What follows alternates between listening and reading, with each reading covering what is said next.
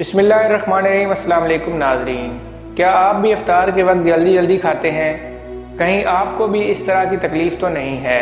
अगर आप भी इस तरह की तकलीफ़ के बारे में जानना चाहते हैं और उसको दूर करना चाहते हैं तो हमारे साथ जुड़े रहिए।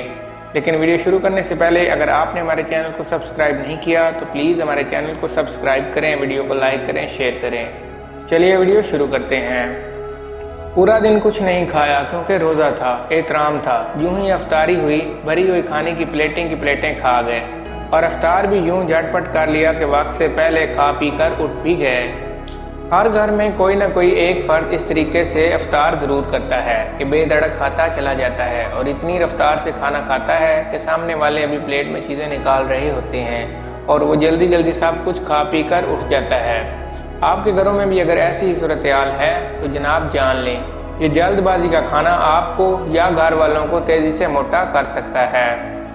बरतानवी research journal for obesity and effect की एक तहकीक के मुताबिक रोज़े की हालत में इंसानी जिस्म से कुछ ऐसी शुआओं का अखराज होता है जो दिल, दिमाग और जिगर समेत मैदे को ताकत बख्शती हैं।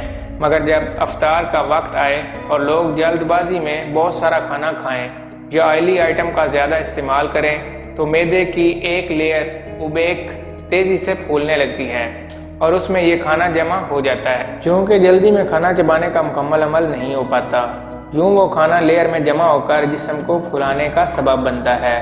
इसलिए इफ्तारी में ढेरों आइटम्स ज़रूर खाएं, मगर इत्मीनान से ठहर कर आराम से खाइए ताकि जिस्म को ताकत भी मिले और आप मोटापे से भी बच सकें। अगर आपको हमारी वीडियो अच्छी लगे तो हमारे चैनल को सब्सक्राइब करें, वीडियो को लाइक करें, शेयर करें।